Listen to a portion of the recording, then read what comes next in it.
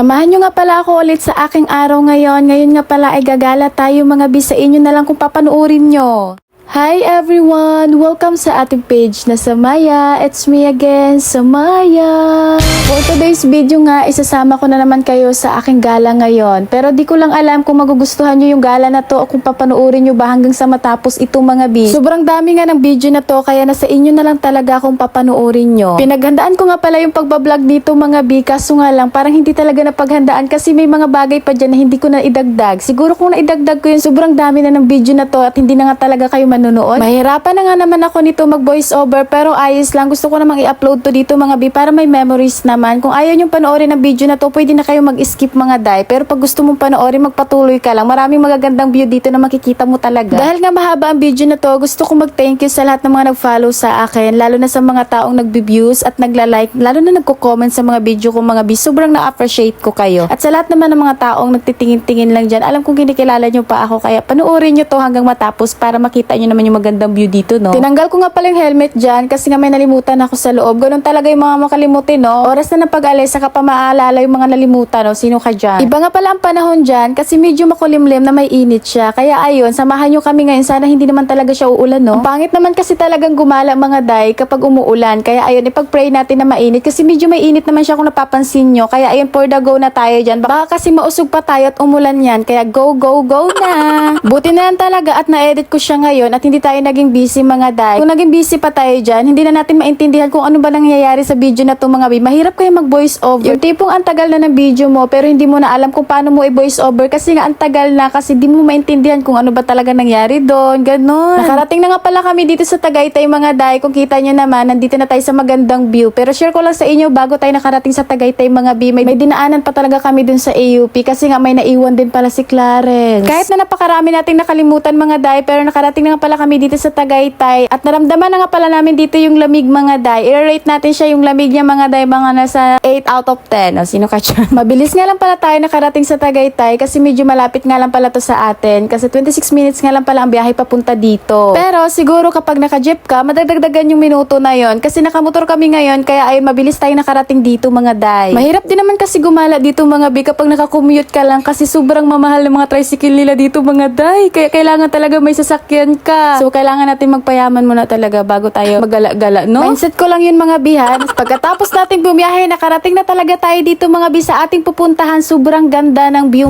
Hi guys, nakarating na kami dito. So para talaga siyang Baguio mga bi. Mga day at sobrang lamig na nga pala dito kasi medyo nasa tuktok na tayo ng bundok mga bay. Pero pag i-rate natin ito, masasabi ko lang talaga na normal day lang ito ng Baguio kapag yung lamig dito sa Tagaytay, ganun. Hindi ko lang alam kung ano sa opinion nyo, basta yun yung sa opinion ko kasi medyo mainit na yung pakiramdam ko mga bay pag akit namin sa taas mga day. Naman medyo natanghalian kami ng pagkadating namin doon, dapat maaga talaga para maramdaman natin yung lamig at nagpahinga nga pala kami dito mga bay kasi super napagod ako maglakad kasi di nila pinadala yung motor. Pagkadating dito mga day, nainitan talaga ako kasi yung sikat ng araw, sentro na sentro talaga dito. Kung papansinin nyo yung camera, diba natin, nasentruhan talaga siya ng araw mga bi. Kaya dito kami, nagdilid-gilid muna kami dito ni Clarence. Pero yung nasa biyahe kami kanina, medyo malamig siya dun sa baba mga day. Pero pag nandito ka na pala sa tuktok mga bi, mainit-init siya mga day, ganun. Kaya pala sabi ni Kuya na 4 AM pa lang, may pupunta na dito kasi gusto talaga nilang makamit yung malamig talaga na panahon dito mga day. Kasi super ganda naman talaga dito kapag malamig sobra, ganun. Si Clarence ka pala muna yung magbablog ngayon, pakinggan nyo siya. Guys, nag-entrance fee na nga kami, 50 pesos lang sa mga gusto pumunta dito. Feels like Baguio, diba?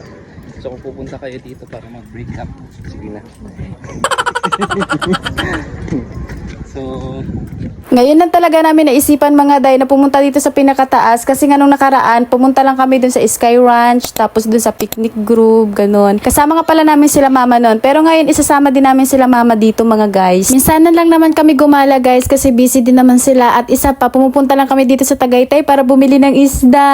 Dun pa talaga nahinto sa palengke. Maraming pagkain dun. Kaya dun talaga kami nahinto. Alam nyo naman, basta pagkain mga day ay sobrang active namin dyan ni paring Clarence. Kaya wag na talaga kayong magtaka kung nagtabaan kami mga day kasi nga pagkain talaga yung nasa isip namin palagi. Hindi kami nag-iisip ng mga gala-gala lang. Basta gumala kami pagkain yung puntarya namin dyan mga day. Yun lang. Pero ibahin natin sa ngayon kasi super ganda ng napuntahan natin mga bi. Super nakaka-relax dito. Nakakawala ng stress. Pag nakita mo yung tanawin, mapapasabi ka na lang talaga na nakaka-amaze talaga yung likha ng Panginoon mga day. Yung nakikita nyo sa video, kapag sa Sky Ranch kayo pumunta, medyo malapit yan. Pero pag dito kayo mga day, makikita nyo yung buong paligid mga bi. Ay super ganda talaga, wala akong masabi. Pero kapag nagtanong naman kayo kung malamig ba dito sa taas mga day, may part naman siya na malamig at may part na mainit mga be. Depende siya sa sikat ng araw kung saan sisikat. Kasi medyo tanghali na kami ni Clarence pumunta dito mga day kasi ang dami naming nakalimutan. Kaya pala palaging sinasabi ni Clarence na maaga kami pumunta dito kasi yung fog pala yung hinahabol niya. Para namang hindi talaga siya nagsawa sa lugar niya sa Baguio na maraming fog mga day.